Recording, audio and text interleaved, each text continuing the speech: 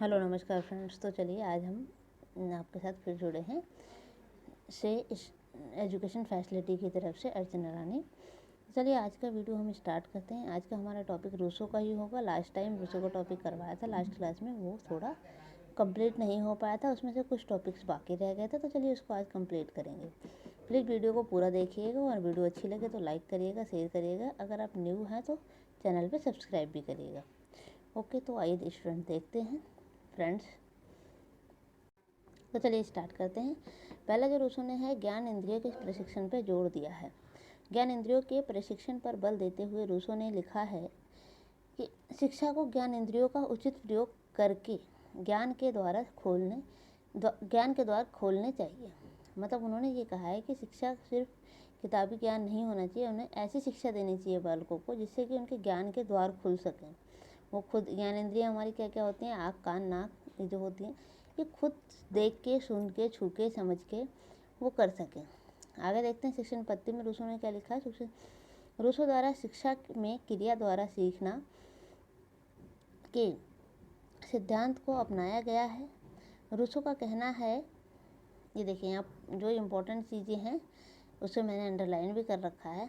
एक मिनट, ये देखिए, क्रिया द्वारा सीखने पे रूसो ने जोड़ दिया, किस पे, करके सीखने पे। तो ये क्वेश्चन आपका बन सकता है कि रूसो ने किस चीज़ पे जोड़ दिया, तो क्रिया द्वारा सीखने पे जोड़ दिया।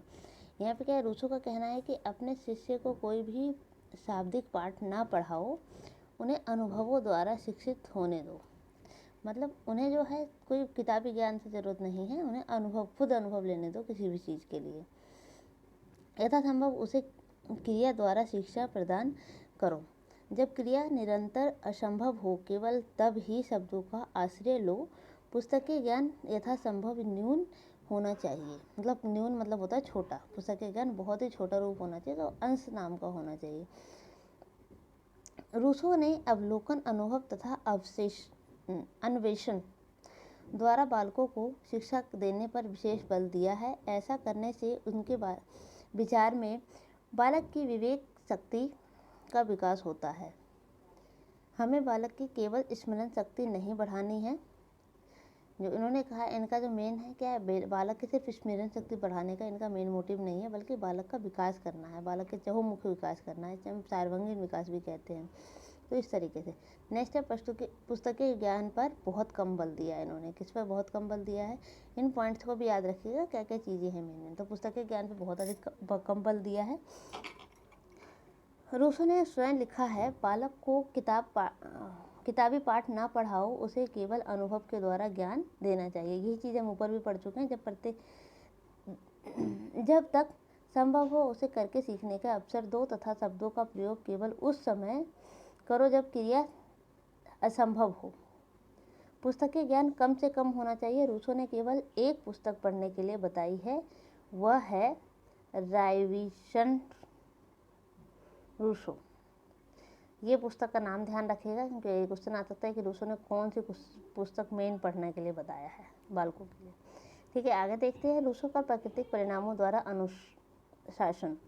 रूसो का मत है, बालकों को दंड नहीं देना चाहिए, उनकी अवांछनीय क्रियाओं के परिणाम स्वरूप दंड प्रकृति रूप से उन्हें प्राप्त होना चाहिए। नेक्स्ट है रूसो द्वारा स्त्री शिक्षा। स्त्री शिक्षा के बारे में रूसो ने लिखा है कि उन्हें घर संभालना है, इसलिए उनका गृह कार्य में निपुण होना आवश्यक है। रूसो का कहना है कि वे सीने काटने, बुनने, खाना बनाने आदि के कुशल हो। उन्हें शारीरिक शिक्षा देना चाहिए जिससे वे स्वस्थ एवं सुंदर बन सके। उनकी शिक्षा केवल पुरुषों के योग्य बनने के ध्येय को रखकर होनी चाहिए। तो ये एक बहुत बड़ा नेगेटिव है। उस टाइम के अकॉर्डिंग ठीक होगा, पता नहीं, बट आज के टाइम में ऐसा नहीं है।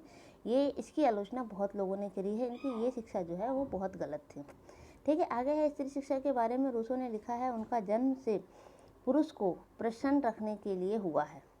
ये भी बहुत गलत पॉइंट है एक तरीके से देखा जाए तो। ऐसा नहीं है, सबको अपने हिस्से की खुश होना जरूरी है। ऐसा नहीं कि सिर्फ पुरुष को खुश करने के लिए ही स्त्री का जन्म हुआ।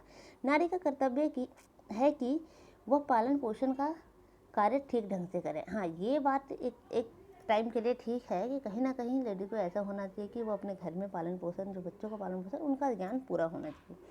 तो कुछ बातें हर मनोवैज्ञानिक के कुछ बातें सही भी होती हैं, कुछ गलत भी होती हैं। तो आगे हम इनकी आलोचनाएं भी पढ़ेंगे, उसमें पता चलेगा हमें क्या क्या इनकी बातें गलत हैं। रूसो के शब्द में उच्च शिक्षा प्राप्त नारी अपने पति, बच्चों, परिवार, नौकरों, यहाँ तक कि प्रत्येक के लिए एक झंझट है। बालक की शिक्षा तथा परिवार।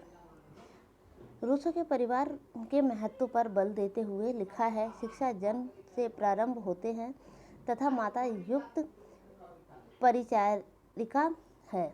रूसो ने घोषित किया कि माता बालिकाओं के लिए और पिता बालकों के लिए परिकृतिदत्त अध्यापक है। मतलब इनका कहना यह है कि माता का जो होता है वो सिर्फ बालिकाओं के लिए सीखते हैं बहुत कुछ उससे, और पिता से बालक सीखते हैं। ठीक है, आगे देखते हैं रूसो के शैक्षिक विचारधारा की आलोचना। तो ये रूसो के जो खिलाफ आलोचनाएं हैं वो है, इनका पहला तो है जनतांत्रवाद की शिक्षा का उल्लेख न होना। रूसो की शैक्षिक विचारधारा में से बहुत ही कम तत्व मिले हैं जिनमें व्यक्ति जनतंत्र प्रणाली के सदस्य के नाते तैयार किया जा सके। एकांतवास में शिक्षा कहाँ तक संभव है। रूसो चाहता है कि इमाइल को समाज से दूर जाकर प्राकृतिक वातावरण में शिक्षित किया जाए।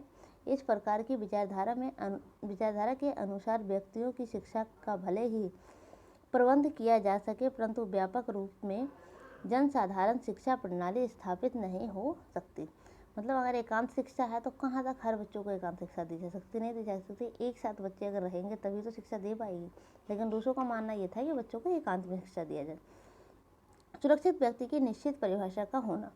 रूसो ने कहा, मैं इमाइल को जीवन का व्यवसाय सिखाना चाहता हूँ।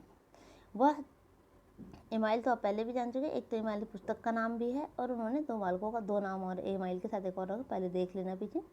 वह सबसे पहले एक मनुष्य होगा, ऐसा आदर्श निश्चित प्रतीत होता है। एक बार दोबारा देख लेते हैं, सॉरी मिस्टेक हो गई कुछ है। वह सबसे पहले एक मनुष्य होगा, ऐसा आदर्श अनिश्चित प्रतीत होता है। रूसो ने इस आदर्श की व्यवस्था नहीं की है। फोर्थ पुस्तकों को स्थान न देना अव्यवहारिक है। मतलब बच्चों को कहाँ तक आप सिर्फ अनुभव से दोगे, उसमें टाइम भी ज़्यादा लगेगा और ज़रूरी तो नहीं है सारे अनुभव उनके आसपास हो सके, तो पुस्तक के ज्ञान का होना भी ज़रूरी है। तो इस बात का भी रूसो का जो आलोचना की गई है कि रूसो ने कहा है कि 12 वर्ष से पूर्व बालकों के लिए किसी भी प्रकार की पुस्तक नहीं होनी चाहिए। यह कथन अव्यवहारिक प्रतीत होता है। ठीक है, तो जो एक यहाँ पे क्वेश्चन बन सकता है एक इसके अलावा कि जो रूसो ने कितने वर्ष के बच्चों तक के पुस्तक के ना देने के लिए कहा है, तो 12 वर्ष हो जाएगा इसका। छात्र के तर्क तथा सामाजिक संवेग की निश्चित अव्यवस्था का ना होना। रूसो का कहना है 12 वर्ष तक बालक तर्कहीन और 15 वर्ष तक असामाजिक होते हैं, गलत प्रतीत होता है। यह बात भी इनकी गलत मानी गई है। प्राकृतिक परिणामों का सिद्धांत। प्राय रूसो के इस सिद्धांत को स्वीकार नहीं किया जाता, अपितु तर्क दिया जाता है कि क्या बालक को जहर पीने आदि के परिणाम से सीखने का दिया जा सकता है। तो जो प्राकृतिक परिणाम है, जो रूसो का कहना है कि सिर्फ प्राकृतिक से बच्चों को सिखाना चाहिए, स्व अनुभव से। तो बच्चों को कैसे, अगर हम ज्ञान नहीं देंगे शब्दों से कि हाँ भाई जहर से हम इंसान मर सकता है, क्या उन्हें डायरेक्ट ज्ञान दिया जाए, ये एग्जाम्पल एक दिया गया है। तो इस तरीके से ये इनका प्राकृतिक वाला जो पूर्ण प्राकृतिक है, थोड़ा सा लेना चाहिए प्राकृतिक से, लेकिन जो कंप्लीट इन्होंने कहा है कि प्राकृतिक से ही ज्ञान देना चाहिए, ये इसे भी गलत ठहराया गया। 7 स्त्री शिक्षा के लिए स्त्री शिक्षा संबंधी रूढ़िवादिता विचार है। ये बहुत ही रूढ़िवादी विचार है, जैसे पहले भी हम पढ़ चुके हैं। रूसो ने वैसे तो समानता तथा स्वतंत्रता के विचार को प्रकट किए हैं, परंतु स्त्री शिक्षा क्षेत्र में रूसो के विचार रूढ़िवादी विचारों से आगे नहीं बढ़ पाए। रूसो का शिक्षा पर प्रभाव क्या है, ये यहाँ देख लेंगे। रूसो की एक महान शिक्षाशास्त्री माना जाता है। उनकी विचारधारा से शिक्षा क्षेत्र में एक क्रांतिकारी परिवर्तन आया है। रूसो के शिक्षा संबंधी विचारों में शिक्षा में रूढ़िवादिता कम हुई है। रूसो की प्रसिद्ध पुस्तक इमाइल इसकी प्रसिद्ध पुस्तक क्या है? इमाइल ने शिक्षा के इतिहास में एक नवीन युग को आरंभ किया है। शिक्षा में मनोविज्ञान आंदोलन का रूस महान नेता था। रूसो ने बालक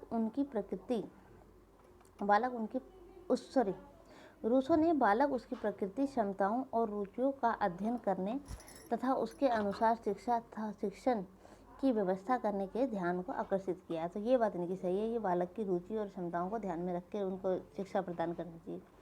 ठीक है, तो ये रूसो का टॉपिक आज यहाँ ख़त्म होता है। अगर वीडियो अच्छी लगी हो तो प्लीज़ लाइक कीजिएगा, अपने साथियों को शेयर करिए जिससे उन्हें भी हेल्प मिल सके। अगर आपको हेल्प मिलती है, कोई चीज़ अगर आपको कमी लगती है या कोई भी वीडियो में कोई प्रॉब्लम लगती है तो प्लीज़ कमेंट ज़रूर करें जिससे हम उसे सुधार सकें। मेरी ये नई शुरुआत है, कोई ये नहीं कह रही कि मैं खुद एक्सपर्ट हूँ, लेकिन फिर भी मैं कोशिश कर रही हूँ कि आप लोगों को कुछ मटेरियल प्रोवाइड करवाई जा सके। तो ठीक है, चैनल को सब्सक्राइब कर लीजिए। अगर आप न्यू हैं तो वीडियो को लाइक करिए। ओके, बाय बाय, धन्यवाद, टेक केयर।